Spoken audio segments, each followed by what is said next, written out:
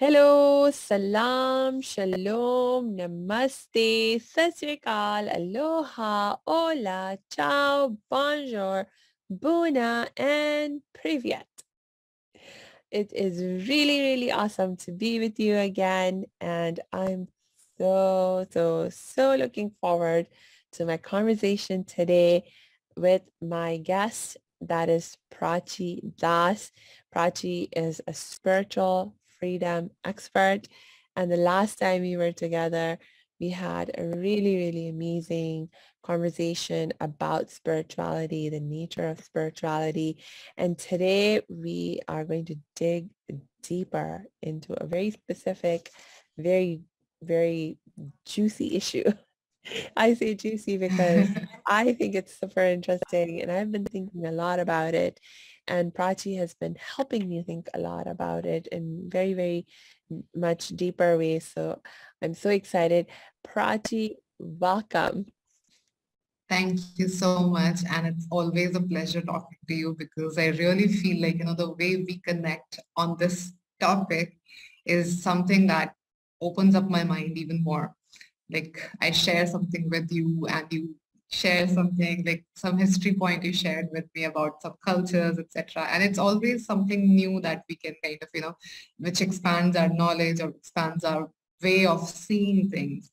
So it's very, very good that we have been able to connect over this topic and, have that sort of bonding about very similar views and coming from very variety of cultures, I would say. Like you've also been in India and now you are in the US. So you have different cultures that you've tasted and experienced. So from that perspective, it comes out to be a more, I would say, blossomed, point of view. Indeed, And indeed. yeah, And it's yeah. definitely amazing to talk about these topics. So I'm glad to be here for a second time. Thank you for inviting me. You're so welcome. I'm so happy you're here. And just so we're not being very mysterious about what this juicy topic is that we want to talk about today, it's all about boundaries. We're going to be talking about how we understand boundaries and why they're important and what kind of boundaries do we want to have and not have, etc. So let's jump Mhm. into it. And I would say my first question for you, Prachi, is like, can you tell me a little bit more about how you understand um, just the idea of boundaries, like as people in general understand? Like you are a spiritual freedom expert, so you have a very unique perspective, but for people who are not grounded in the kind of spiritual perspective that you are, um, how do you see them understanding boundaries? Why are boundaries important to them? Right. So, boundaries, basically the concept itself may not have been uh, like, I have no idea how it originated, but I know like the way it is understood right now, and that is what I sort of do not agree with. So right now it has become like this part of your identity that these are my set of boundaries and nobody can violate those boundaries, etc. So my understanding of boundaries was basically that you are trying to protect yourself and you are trying to protect your identity. Maybe, you are trying to protect your emotions, your physical body.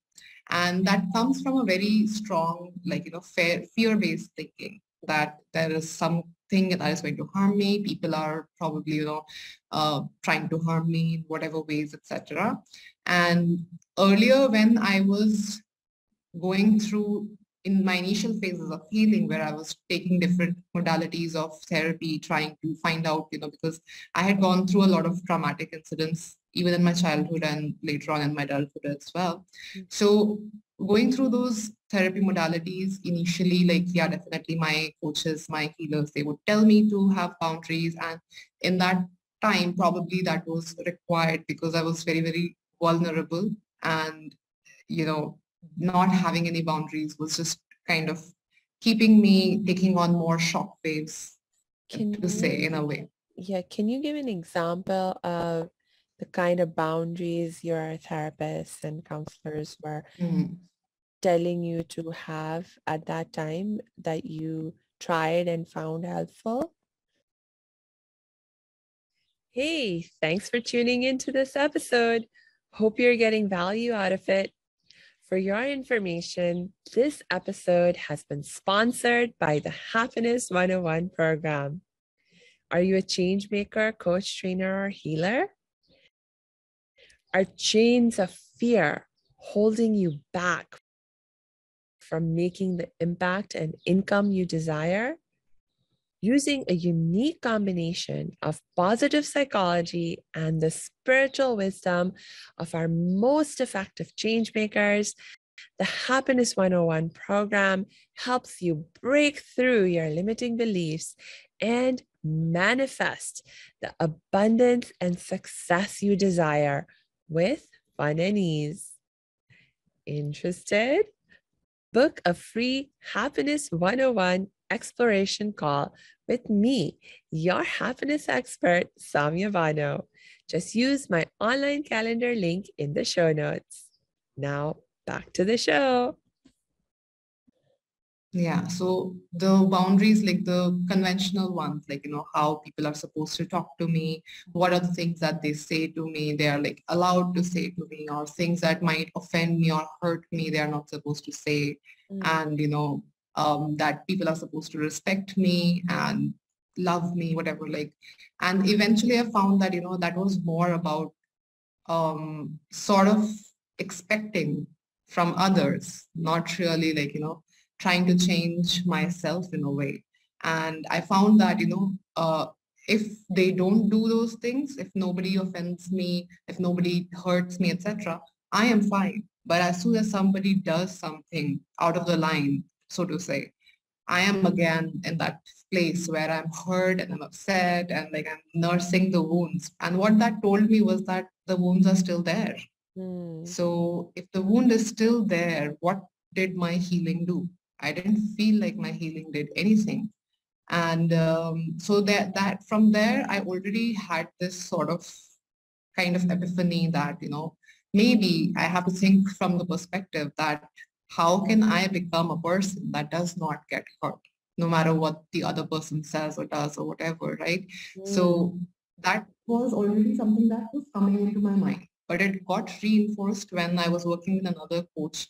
And she said to me that, and she did not use the word boundary, but she said to me that you have to become that person mm, that kind of no matter what anybody says to you, does to you, you are not damaged physically, mentally, emotionally. So mm. then I thought that, yes, this is what I already had in mind. And this is what is really going to change because I come from the spiritual perspective, right? So in the Yeah. spiritual perspective, there's this concept of inclusion, that we are all one. And when we are all one and then we don't try to control the other person. So I really felt like, whenever we are coming from the perspective that somebody else can harm me, that's a very like separation mindset, the very fear-based mindset. And it's a very strong like survival instinct. And survival instinct will keep you in that fear base that, every time I have to be on guard, every time I have to, like wear some kind of armor. And the very word boundary basically feels like, you are sort of having some kind of wall around you or whatever, right? Now, not from non-spiritual perspective, how I understood this was like whenever we talk about the parasympathetic nervous system versus the sympathetic nervous system. So when you are in that survival instinct, when you are on guard all the time, there is a sense of danger, pertinent danger, Yes. right? What that does to us is it puts us in the fight, flight, freeze, fawn, whatever you call it as, that sort of a mode. Yeah. And that kind of compromises a lot of things in your physical body. It like, your probably your muscles will get the oxygen, your main organs will not get the oxygen. You will be producing more stress hormones. So your body is constantly, stressed out. It's thinking Yeah. like, where is the danger coming from? How am I protecting myself? Do I have to run or do I have to fight? Like, all of those kind of things. And that like perpetrates your trauma, perpetrates the wounds, and it does not really allow you to heal. And to be healing or to be healed, you will have to switch to the parasympathetic, which is the rest and digest, where your body is like, okay, there is no danger. And now, which is basically what we do when we go to sleep. But then when you are in that sort of fear-based thinking and you are anxious and your mind is going in different ways, even when you're sleeping, your body is not able to like rest and recover and Yes. restore good health. Yes. So you actually made me think of something when you were giving these examples, that perhaps the reason, like for example, when you were going through the counseling and therapy process, the reason that the counselor was recommending you create certain boundaries, and Mm, you found it helpful to a certain extent in that context, was not so much, it's like you put up a boundary and the boundary itself isn't healing. The boundary mm, itself isn't um, able to do anything to heal you. Like mm. it's just a boundary, right? It's just a It's boundary. like the But band-aid, I would say. yeah, but like what I was thinking of is that, Mm, like what's going on behind the boundary. Like maybe the mm, hope is that we will put up this boundary that'll create some separation between us and what is on the other side. To, we perceive that on the other side is what's dangerous to us, what is hurtful to us. And so on this mm, side, that source of danger is not present. And so mm, that that space just gives us the time and the opportunity to be able to relax and rest. mm, And so then, that will allow us the time we need and the space we need, the mm, capacity we need to be able to heal. But just having a boundary in and of itself, of course, mm, wouldn't do anything. Um, so mm, it's like once you, if even if you do set up a boundary, but if you continue to remain in that state where, you're stressed, you're feeling afraid, in danger, mm, and you're not able to rest and relax or mm, rest and digest, as you said, then mm. no healing can take place. So the Yes. boundary in itself then, um, it, I mean, in itself, by itself, it cannot help you heal. It It doesn't serve Yeah, its purpose. yeah. Mm-hmm. It's kind of like you can think of it in the sense of like a band-aid or something. Uh-huh. Let's say that you have put a band-aid on the, so the healing is happening because your body knows how to heal, right? Your body knows naturally how to heal and restore health. But if you are like pulling it up and you're constantly seeing, has it healed? Has it healed? Oh, nobody, you don't touch it, don't touch it. Or like you're always trying to be like, okay, even though the band-aid is there, you're still on guard and you're still trying to see that, okay, nobody Yeah, touches it, nothing goes in it, etc. So there's that sort of, maybe a fear or yeah, whatever, like in manifestation, people say that, if you keep thinking, oh, is it manifesting? Is it manifesting? It's mm, less likely to manifest. And if you just think, yeah, it's manifesting and let it go, it will manifest. Like, in that sort of a yeah. way, probably people would Uh-huh. understand like that. Mm-hmm. And the other Yeah. thing was that, that kind of trying to control somebody else Mm, instead of controlling your own emotions, instead of controlling your own behaviors. So yeah. I really felt like, if it's always about controlling others, the other people have power. Because Mm, in spirituality, there's this huge concept of being in your own power, uh-huh. knowing that you are a creative being, knowing that you are sort of, deciding where the life takes you, which direction you are moving in. Whereas when you are thinking about, okay, other people have the power, so I have to control them. So it's more like, you are trying to, it's like a tussle. You are trying to be on a particular path, but then other people sort of try to control your path. And so it's very, very difficult for you to evolve in a spiritual sense because you are kind of stuck in survival instinct somewhere. Uh-huh. Yes. Yes. Yeah, because one of the primary goals of spirituality is for us to Mm, sort of raise our consciousness beyond the needs of our body.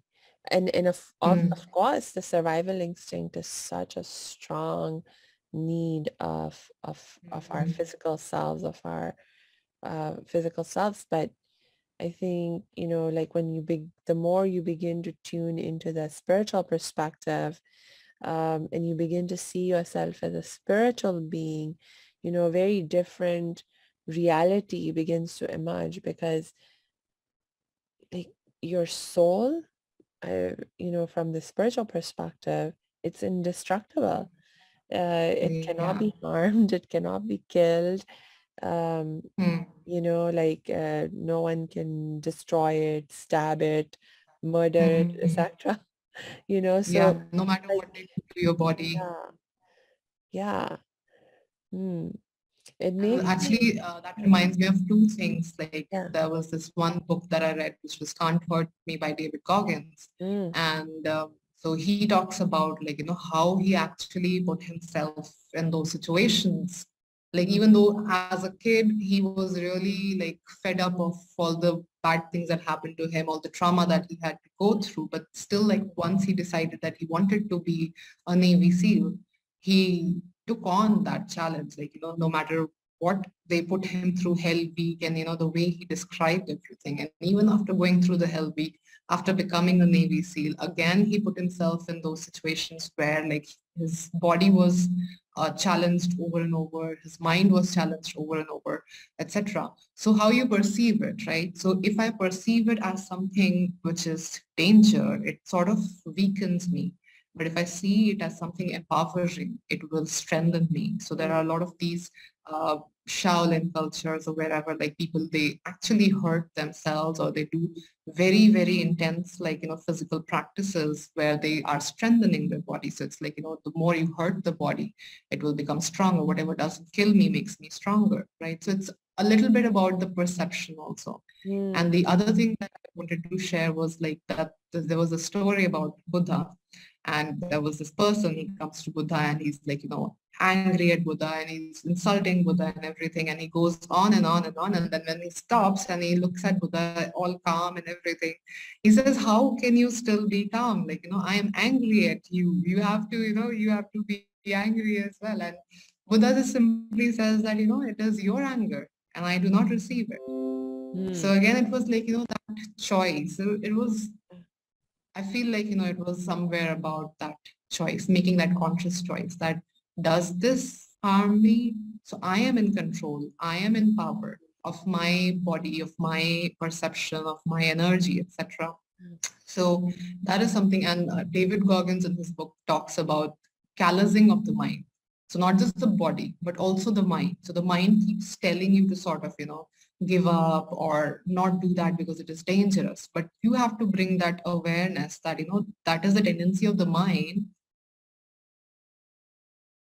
And as soon as the mind says that I'm becoming aware and I'm still going and doing it, if I feel like that is actually going to make me stronger. So you have that choice. Mm. And if you kind of give in to the survival instinct, or if you give in to this sort of thinking that, whatever my mind is telling me right now is the right thing, then you are not able to go beyond it because in spirituality, we understand that the mind is just a tool, Yeah, right? The mind is yeah, the end. Like you have the physical body, you have the mental body, you have the energy body, and you have a higher, which is the spiritual aspect of yeah. you, right? So the mind is not what is controlling you. People are not what are controlling you. So you have to bring that back to the spiritual aspect, the soul, that the soul is in control of everything, Yeah. and the soul doesn't get harmed. The soul cannot be stabbed. The soul cannot be, in any way harmed or killed or anything. So there is really no need to be afraid of anything. Mm-hmm. Yes. You know, because, oh my gosh, when we think about the soul is indestructible, cannot be harmed, etc. But a lot of people, I can just imagine this, who are listening to us right now, they'll be like, but our bodies can, like it's a reality of our lives that Mm.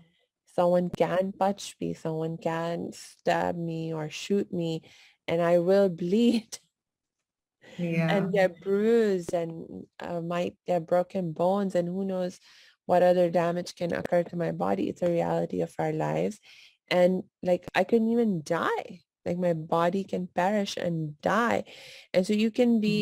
you can be very philosophical and say, oh, my soul uh cannot die, but my body certainly can die. And so what are you saying? It's like, does my body not matter? Should I not value my body?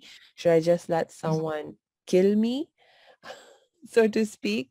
Um, like, how do you respond to someone's concern for their like literal life? Mm. Yeah. So I think I would say in that matter that, not every punch, not every attack is going to kill you. So every situation is unique. Every situation is new. Every person is new. So when we come from this perspective that no one can even touch me because, it's going to hurt me in a way, you become, I think, soft. So there's this concept nowadays people are talking about that the current generation is becoming very soft. And like I gave those examples where people do that to themselves to sort of, strengthen themselves. So it's a little bit about perception also, that how do you perceive that punch? There are people who go into wrestling as a profession, like they are doing that day in and day out. And do you think that they don't care about their body? They definitely care about their body. They take care of their body. They Hmm. probably go much, much more beyond what we do to take care of our bodies, right? So it is about perception. Now, definitely, if you perceive that somebody is going to kill me and you don't want to die, in that moment, you are going to stop that attack. You are going to save yourself. Doesn't mean that, you are always saving yourself, that every time, every kind of attack is going to kill you. So my concern is also from the perspective that when we set boundaries or we make something like a concrete thing, it's like we are, I'm always going to behave like this. People are always going to be like this. So there's a limitation sort of. It Hmm. limits my capacities, it limits my experiences. So, I kind of realized this while I was in the coming from the trauma, coming from the fear-based thinking. Even like good people would seem bad to me because I was always suspicious. But Hmm. once I was able to heal and I was able to let go of the thought that, they can hurt me or they are going to hurt me, they are thinking of hurting me, I was able to appreciate that, they are much more than somebody who can punch me, Hmm. right? They are much more than somebody who can say a bad word to me and upset me instantly. Yeah. So it was also about that choice and that empowerment in a way. Yes. And that's a very excellent point. And you also made me think about, for example, some of the people that I admire the most are people who are committed practitioners of nonviolence. Like for us as Indians, of course, we know Gandhi ji. In America, we have Martin Luther King's example. Then there's Mm, Nelson Mandela. In the context of the South African history, and like throughout history, actually, in multiple cultures across time, you can find examples of these figures of mm, people, even people like Jesus. You already mentioned the Buddha's example. They were like so deeply committed to the practice of nonviolence, where to the point mm, that I don't know if this is actually like a real saying of Gandhi ji, or if it's actually just something that I was watching like a biopic of Gandhiji, and this was a dialogue that they had him say in the movie. So I don't know if it's a real quote or if it's just in the movie, but basically Gandhiji says, there are many issues for which I'm willing to die, you know, uh, but there is no issue for which I'm willing to kill, you know. And so, like, when he said there's many issues that I'm willing to die, he was talking about issues where, these are issues where, like, there's grave injustice going on, like, for example, at that time, of course, in Gandhiji's lifetime, the big issue that they were fighting was for freedom, for independence, from Yeah. colonialism, right? But it's not just about, oh, there's a foreign power that's come to rule over us. It's about the injustice that and the oppression that was being that the people were being subjected to, and to be able to stand up and say, no, this is not acceptable. I mean, that's a kind of a boundary, isn't it, that they were drawing, that the people were drawing, that they were like, no, we are not going to tolerate injustice and oppression. We're not going to stand and allow for people to treat us as less than human, and exploit our our our land and our people, and so on and so forth. So clearly they were in their own way, they were drawing boundaries. And one of their boundaries, I would say, was that, just like Gandhiji said, he was like, there are many things for which I'm willing to die, but there's nothing for which I'm willing to kill. So for me, that's a kind of a boundary, you know. Yeah. And again, like for most people, the logical thing was that we are going to take up arms and we are going to fight back. We are going to Yeah, kill the other party, right? yeah, But for him, again, it was a matter of perception, yeah, right? How does he perceive that yes, I can behave in this situation? yes, So I have a choice. It's yeah, not that what everyone is doing, so I have to do that, or just because the other person is hurting me, so I have to hurt back, right? yes, Now, that is something that shows, like, I don't know if he had any other precedent, like if he was following somebody else or if he was coming from his own uh, thinking, thought process. But I really find that, in the Indian culture, there's this, I don't know if it's Indian or Eastern philosophy, there's this concept of, like, coming from memory versus coming from intellect. uh-huh, So whenever you sort of say that, this situation was like this and I behaved like this, so every situation I have to behave like that, right? So in a sense, you are going back to your memory mm, and you are just repeating what happened in the past. So you're kind of perpetuating the past as well in a way, yeah, right? Whereas when we come from intellect and we perceive, which is basically the difference between reacting and responding, right? mm, So you assess that this situation, this person, this word, this context is different and unique, and I can think of a new way of behaving or responding or a different solution to the situation, yeah, right? And also, like, this reminded me of something I'm kind of forgetting. But anyway, like, another example that I was thinking of, like, I was following Gary Vee, who's very popular on mm, social media, right? So he has a very, like, tendency to keep using the F word again and again. And I see in the comments also, and this was happening with me also, I don't like the word, I don't say it. So I was kind of, why does he say it again and again? So I was thinking of, like, unfollowing him. I didn't want to hear that word over and over. So somebody, like a lot of people ask in the comment that you should stop saying the word, it is offensive or it is bad. And in one of the videos, he actually uh, addressed that. And he yeah, said that, if it is triggering you, it is about you, it's not about me, yeah, right? So you need yeah, to think, why is it triggering you and what you can do about it? mm, Because you can see, like, so many people around you use that word. yeah, And if you keep going to everyone and say that, you shouldn't use the word because it is triggering me, it is not their responsibility. mm-hmm, It is your responsibility that it is yeah, triggering me, so I should do yeah, something about it. yeah, yeah. I mean, there is. certainly something to be said for, us trying to create an environment in our surroundings, in our culture that we believe is more priest promoting, that is more respectful towards everyone. Um, Mm, you know, and at the same time, um, what you're saying, I agree with you that the part that where we take offense at certain language or whatever, that really is more a reflection of us and what we're going through. Because like I have mm, had this issue also where, I'm a survivor of sexual abuse myself.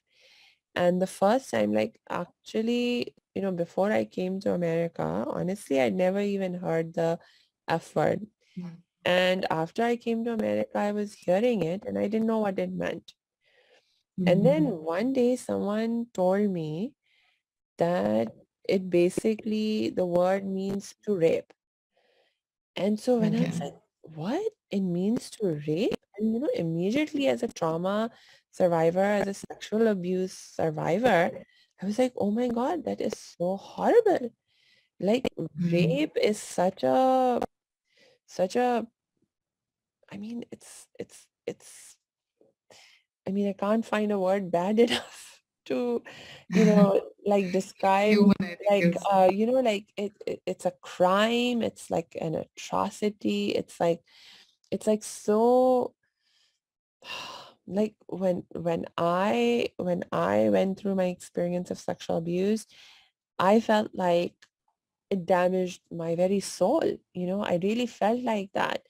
And so and for decades I was suffering because of how traumatized I was because of that. And like and then when I thought from that perspective, and I thought about people just saying so casually, fuck you, like how, or in mm, whatever context they use the F word, right? I'm like, how can people, do they not understand what they're saying?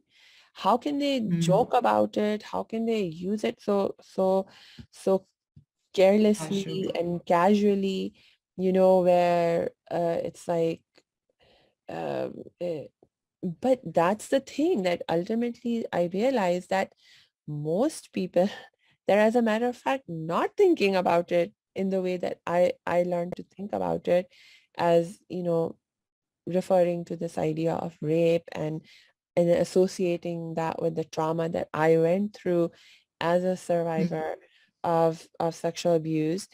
Most people are not thinking about it. They're using it. yeah. They Just because they they're just, fear yeah, they're others. just using it from a very different place of consciousness and with a very different intention. Mm, So once I sort of began to put that in perspective, then I stopped getting so triggered by hearing the word. mm, And now I will, like I can sort of hear different people say it in different contexts. Like I just said the word, but there are mm, contexts within which I hear it and I'm like, oh, this is actually an appropriate use of the word. And there are other contexts where I'm like, this person is just being totally careless and yeah. not thinking about the meaning of what they're saying, or they have a very different meaning to it, Mm, from how, it was meant to be originally and so forth. But yeah, then I'm exactly. like, Like okay, that yeah, is another thing which kind of keeps us in a sort of, traumatized or yeah. wounded state, which is the meaning that we attach to it, Mm, right? And yeah, if I were to give you examples of the kind of words that here in my local area people use, they are even more specific. Like, I don't mm, want to say the words, obviously, no, like your listeners might not even understand, but they yeah, are more about like, raping your sister or raping your yeah, mother. Like, they right, have very, very specific, those kind of words that they use, and they use yeah, it so openly and so casually. And again, like, maybe they don't know the meaning, just they've heard somebody else use it, and it's Mhm. like in the younger culture, maybe it's perceived as cool to say Yeah, it. Maybe they hear the rappers yeah, use those words and that's yeah, why they have just picked it up or yeah, whatever. Or maybe it is like, again, they are coming from a place of being hurt themselves, right? yeah, So it is possible that they are, just venting out their own yeah, passive aggressiveness, whatever, yes, right? yeah, So those things are there. So we have to, like, obviously we can't change their perception. We can't go and tell them that you need to stop saying this word, which is what a lot of people are doing nowadays. But you need to change your perception that what that person is saying is about them. It is not about me, right? yeah, yeah. And also to be like if I was to talk about this, the use of such language, I would talk Mm, about it in my context now. Like I would say, just like I did right now, I would say, this is what I learned the word means. And this is my experience as a trauma survivor, as a survivor of sexual abuse. And so hearing people joke about rape, I find it to be a very, very serious issue and not something that should be joked about very because and then you can and then I can lay out more reasons for why I think because I think the use, for example, the use of such language in such a casual manner, thoughtless manner by so many people, it's it's reflecting a bigger problem in our society where we are actually living in a rape culture where so mm, many aspects of abusive behavior are normalized. Like there's mm, it's become so common. These behaviors, these practices have become so common. People have become desensitized and they perceive it as very normal, right? And so that gives people a sense of permission.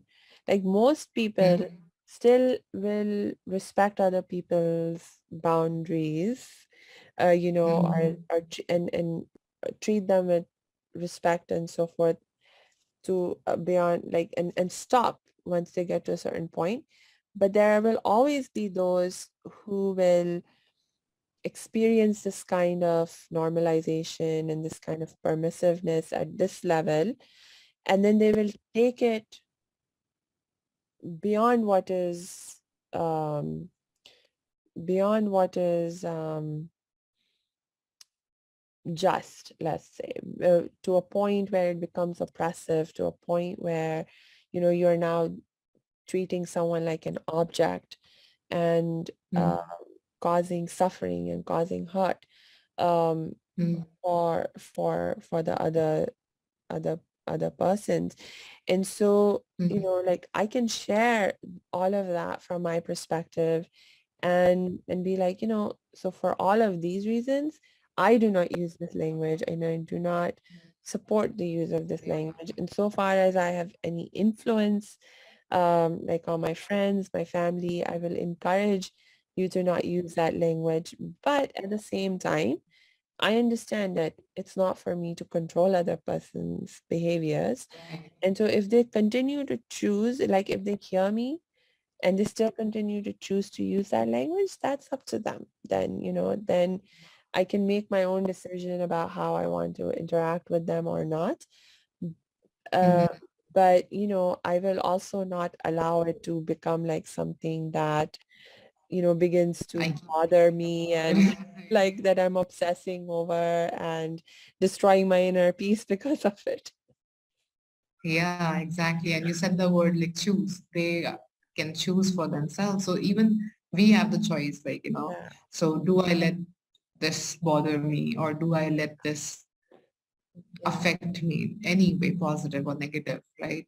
And that also goes on to like, sort of again bring that power inside of me that yeah, definitely like there are things that probably on a national level or a global level that we probably need to do because maybe this is showing that there is as a collective, there is a lot of anger in people and the violence and all of these things have become desensitized, like you were saying, which is why we see like yeah, wars happening, etc. Like, so maybe, but then like as a individual, if that doesn't happen, can I really keep pinning on that, it has to happen, it has to happen. And unless that happens, I'm going to stay upset and I'm going to stay traumatized, etc.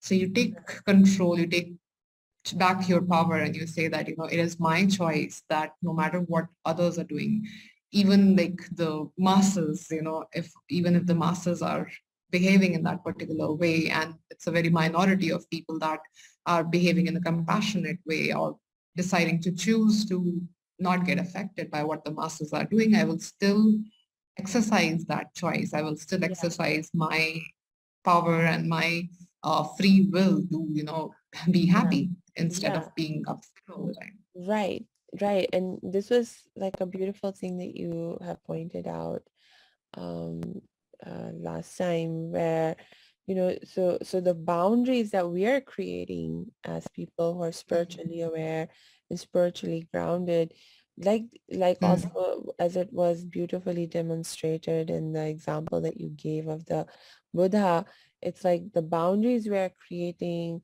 are not focusing on what other people do, don't do.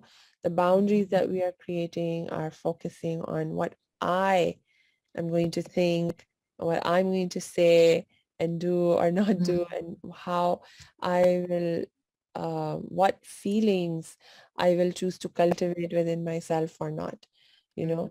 So I do have boundaries. Spiritual people do have boundaries, but mm, from a place of spiritual grounding, we can see that the best boundaries, the wisest boundaries to have are the ones that are focusing on our own self rather than on mm. regulating our own self rather than trying to regulate other people. Mm, yeah. And in the Eastern philosophy, it's more about like you make your energy stronger. So I Mm-hmm. really like this concept of when, some people say that Yeah. I was in the presence of this master or this guru, and just being in their presence made me feel calm or Mm, made me feel joyful.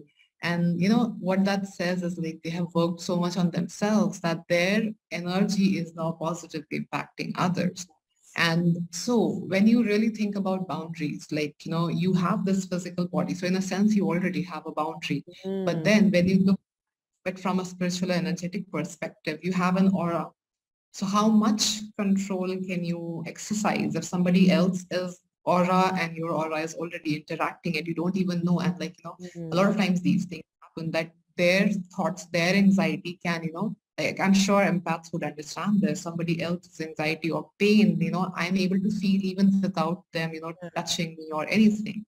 So those are things that when you understand and you do that inner work, do your yoga, meditation practices daily, and your energy is so strong that that is like the best boundary, I would say, right? mm, Your energy is so mm. strong that other person's negativity cannot even touch you.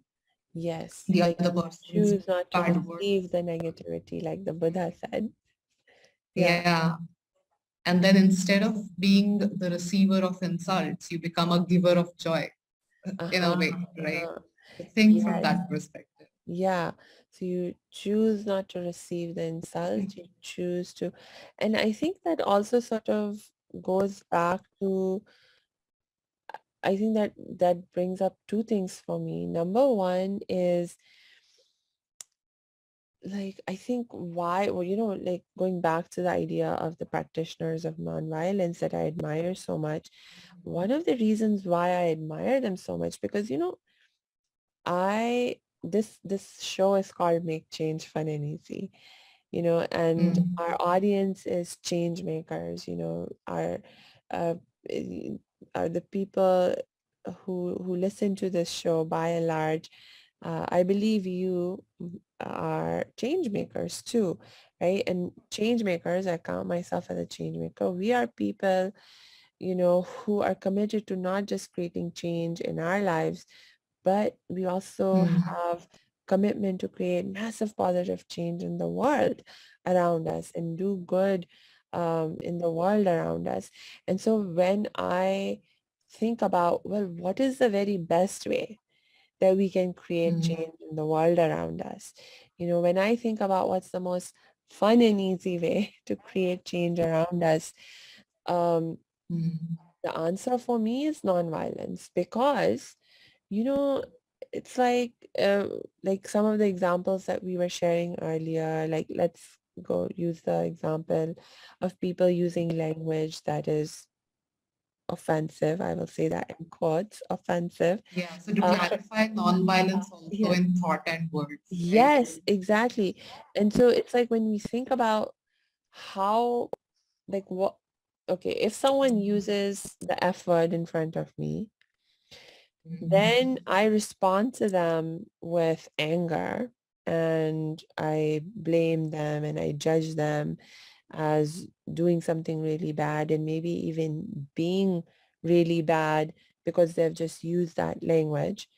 I mean, is that Mm. likely to inspire them to change? Is that likely to motivate them to change their behavior and their use of language? Versus if I remain peaceful and calm Mm. and I explain to them why I find the use of that word problematic, just like I did right now. I mean, I'm still not saying that my communicating with that person in that moment will for sure 100% convince them or motivate them or inspire them if I do it peacefully and calmly. But I think Mm. doing it peacefully and calmly, I have a way better chance that they will actually be able to hear what I am saying and feel some compassion for my perspective, feel some empathy for my perspective. And I think I have a way better chance of inspiring them to think about changing their behavior, coming from Mm. that energy than from the energy of anger, blame, shame, judgment, etc. Mm.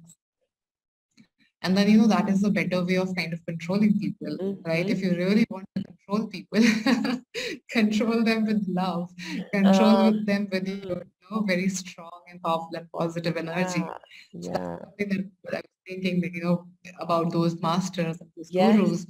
Like, they don't ah, have to do anything. Just by mhm, their presence, by their very presence, yes, people around them are changed, are controlled, or whatever, like in a positive, very, very positive way. yeah, yeah, Right. So how good is that, instead of trying to, say to them that, you have to change, you have to behave like this, etc., etc. yeah, And then in that situation also, you would find that a lot of people choose to not be affected by the guru's energy. They kind of, mhm, if they have that fearful thinking or the suspicious mindset that no, these gurus are fake, etc., they don't receive. Like, I yeah, hear a lot of people with Sadhguru in himself, like I hear a lot of people say that, I was in his presence and I was changed and my life changed, etc., just by being in his presence. And there are all of these people who would say that I met Sadhguru, it didn't do anything to me. Like, so that is again, like, subconsciously you yeah, made that choice of not being affected by yeah, him. So we have a choice in every moment. It is only that either we are making that choice subconsciously or consciously, and mm, either we are making that choice based on fear or based on love. And right, definitely from a spiritual perspective, we always want to be in love. yes, yes, because like for me, the essence of spirituality is the recognition of our oneness, of our underlying oneness, the oneness of our spirits, the oneness of the energy that forms us, that creates us, that we are. And when we recognize that, oh my gosh, you and I, underlying all of these differences and so forth, we're actually one. And Yeah, that is also the essence of love, to feel that and to experience that oneness. Really, that is the experience of love.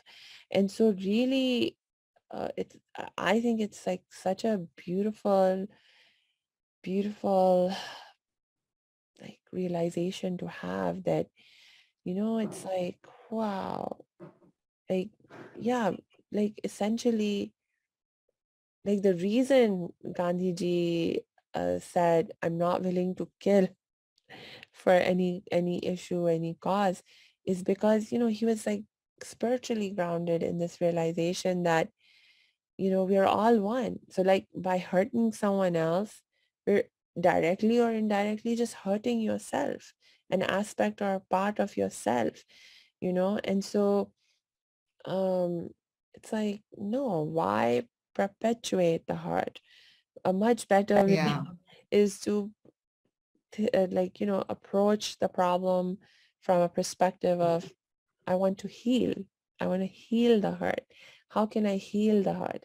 And so you can only like ultimately heal, through love, with love, you know. Yeah, like there's this adage that, hurt people hurt other people's, Yes. and healed people heal other people, Mm, right? That yes. is definitely very, very true. And Mm, then, like, I kind of forgot what I was about to say. But again, like, like you said, that it is sort of like you, and you sort of, when you transcend that mm, aspect that, this body is different. Yeah, I was going to say, like, we are moving from the 3D consciousness to 5D consciousness. mm, So there's this huge conversation around that. Everyone is talking about that. And even though you want to sort of like, enjoy the very, very good aspects of the 5D consciousness, people are still sort of, mm, stuck in that separation, which is the 3D consciousness. And you really have to realize that, you kind of have to let go of that thinking, of that sort of identity, to be able to transcend and go into that 5D. So it again comes down to, like, it is a choice. Obviously, you can choose to be in separation, and you can choose to go into that oneness, sort of like, inclusion and expansion of your energy, etc. Because if you want to keep boundaries, your energy cannot expand. It's sort of like, it's not just right. words, it's also about the energy, Right. right? So when we think about spirituality, it's not just this particular body that we are looking at, Mm, right? So it also goes with that concept that, the oneness is an actual thing, like you are in oneness, or you are in that spirituality, or you are in 5D. Whereas if you are subconsciously still holding on to your old mm, identity, no matter how much consciously you say that I want to be that, you really can't yeah. be. So you have to really bring that subconscious thing into your consciousness and say that, Yeah. okay, now here, I need to make that change, or I need to make that choice, or I need to be Yes. in my power in this particular way. And that is what is Yeah. going to sort of, Yeah. make me limitless in a way, I would say. Yes, yes. I mean, a boundary is literally about creating separation. It's literally every boundary that you set up, like Mm. literally creating separation, and Mm. so how can you achieve oneness and unity with Yeah. all that is when you're literally deliberately creating separation upon separation upon separation by creating And boundary upon boundary upon boundary. Yeah.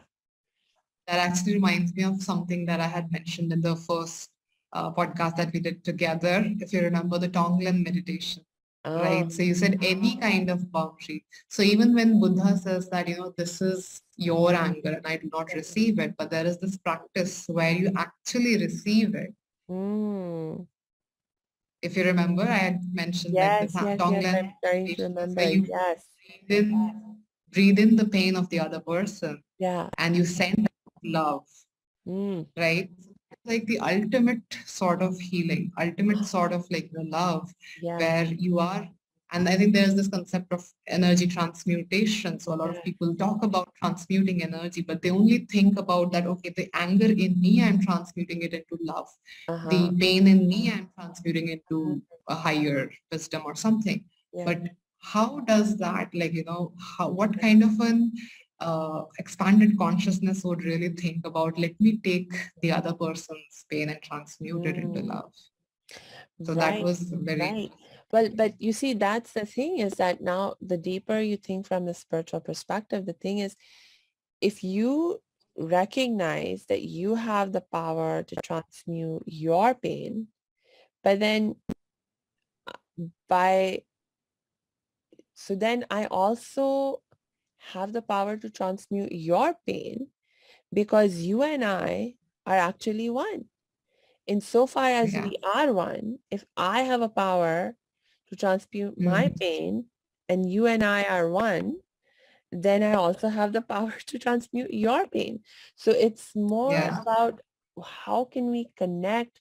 How can I connect with you at that level where I can Mm. actually realize, recognize, be conscious, be aware of our oneness, where I can Mm. experience our oneness, and that Yeah. can only be done by being spiritually grounded. We cannot experience Mm. that level of oneness as long as we are focused on the level of our existence in our bodies, in our physical bodies, because our physical bodies, yes, it's like you're sitting in India, I don't even know how many miles and like oceans away from me, but Yeah. we connect our Kind of one. consciousness, we are one, and like Yeah.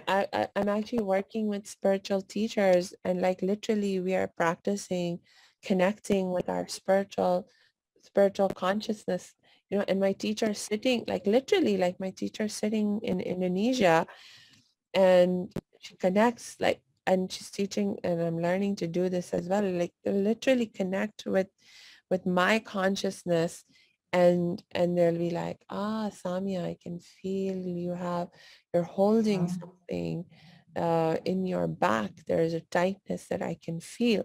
I want you to breathe Mm. into it and do this and do that and relax that. And I follow, Yeah. and sure enough, there's that tightness in my back. And I Yes. follow the guidance, and I, "Ooh, ah." Yeah. And like they're not seeing me And sometimes. they're Sometimes consciously you're just, choosing to feel your yeah, pain. yes, they Not that feel, not that you told that person that I have this pain. They have, let go of all the boundaries. They've actually, connected with you and yeah, felt your pain and then told you that, this is the nature of yeah. your pain and this is what you should do. Hmm. Hmm. Hmm. That is what Yeah, I really feel like, maybe that's another level of um, being healed or being yeah. powerful in a way. Mm.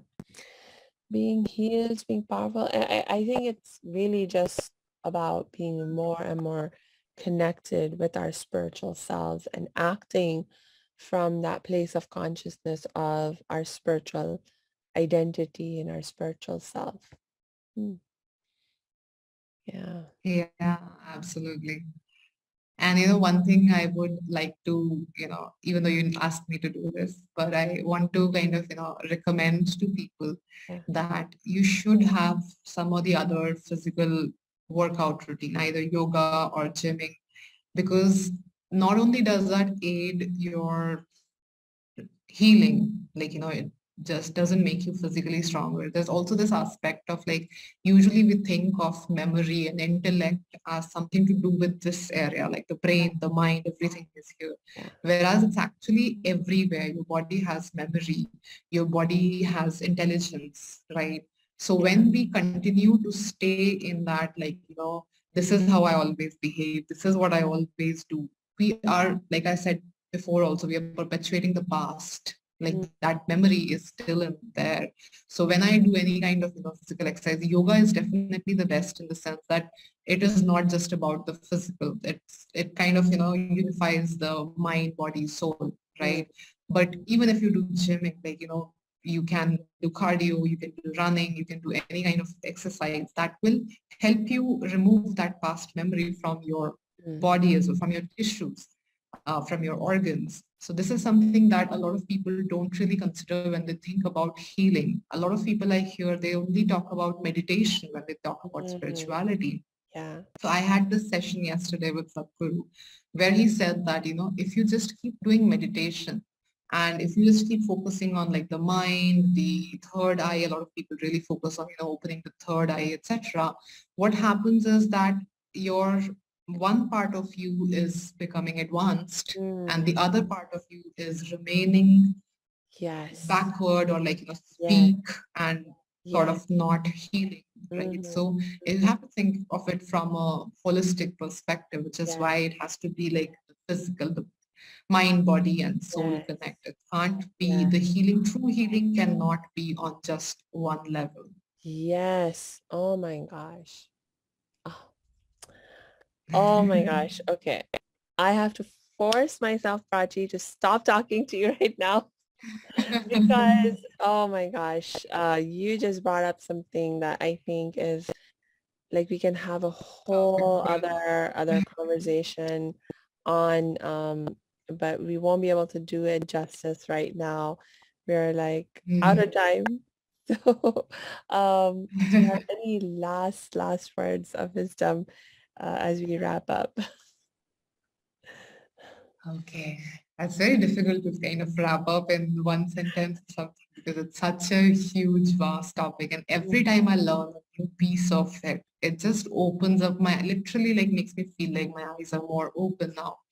So yeah, don't limit yourself is one thing I would say, because every time we have like limiting beliefs, or we have like these boundaries, or we have like a set way of doing things, etc., we are limiting ourselves as like, humans. We are limiting our experience of other people. Like I said, that you can probably choose to be suspicious of even the best of the person and not be able to perceive the goodness in them. So really, like, go beyond, let go of all the Yeah. ideologies that you have so far. Just maybe momentarily, let go of the boundaries, let go of your identity, let go of whatever you think about the world, etc. And just try to be in this sort of space where you are just perceiving, you're just Yeah. looking at things, not attaching meaning to it based on what you have gone through before or what you've heard from other people, etc. So I think that is a very, very important thing to do Yeah. on a regular basis. Hmm. Yeah, and the only reminder that I will give is actually something that you mentioned like early on is like that, you know, I see it a little bit, this practice of boundaries and taking on this more spiritual perspective of boundaries as a little bit of an issue of growth and being sensitive to where you are in your healing process. As Prachi, you had given your own example when you were in the earlier stages of your healing process, you know, Mm, you actually found it helpful to create some physically oriented boundaries and think about boundaries from that perspective of creating that physical safety for yourself. So if mm, someone is, at that stage of their healing, if you're at that stage of your healing process, if you're at that stage of your growth where, you really experience a lot of physical danger, or you find yourself mm, in a dangerous situation, yes, please do what you need to take care of yourself, to protect yourself, get yourself to a place of safety. Once you're in a place mm. of safety, then allow yourself the opportunity to sort of do what you need to do or what you can do to relax and truly Yeah. relax and rest in that place of safety once you feel Mm, you have some safety around you, because that's when the true healing can mm. really, not that it's true healing, but rather like a deeper level, I should say. That's when the deeper level of healing can begin to take place, and we can begin to connect with this more deeper spiritual perspective and experience of healing and boundaries and so forth. Yeah, and I feel like, for that, actually, it's very, very important to have a coach or a healer or somebody guiding you, because when you are in that place of being very, very hurt, etc., on your own, it's a little difficult to create that space of safety. So you need somebody else to hold space for you. Yeah. And the boundaries, the expectations we have from other people that, they won't hurt me, they won't, maybe the people around you cannot really fathom that Mm, because their experience in their experience, probably anger is the right way of behaving in a particular situation, right? But your coach or your healer is somebody who's trained, who is trauma informed, who is understanding of like what you are going through and able to hold that space for you. So I would definitely say that, when you are really in the depth of it, don't really try to do it on your own. Yeah. Get that help, because on your own probably you will not be able to create that safety that you require for yourself. Yeah, I mean, not that it's impossible, but for sure it's not the most easy thing to do because it's Yeah. actually difficult to maintain proper perspective. Like when you've just been Mm, hurt, and you're traumatized and you're struggling to recover from that experience mm, of trauma, it's very difficult to maintain a bigger picture perspective. yeah. It's just the way that, the body reacts, the mind reacts, the brain reacts. It Mm, tends to like create a very narrow vision for you, that a vision that it thinks will give you your best chance to survive mm, and so forth, right? So it's just again about like what will allow you to get to that place of safety and then recognize that you're actually in that place of safety. So sometimes you need that outside help to allow you to be able to, mm. broaden that perspective and that experience. Mm. All right. Thank you so much, Prachi. Again, I You. was, yeah, I'm so grateful to have this connection with you and to have been able to engage in this conversation with you. I really, really appreciate it. And to you who have been listening to us this whole time, Yes. thank Thank you you to all for the staying listeners. with us, yes, and listening. And we will be adding our links in the show notes, Prachi's links, my link. So please connect with us, get in touch with us, and we'll be happy to do whatever we can to Mm. support you and so forth. So until we connect next time, I wish you lots and lots of peace and joy.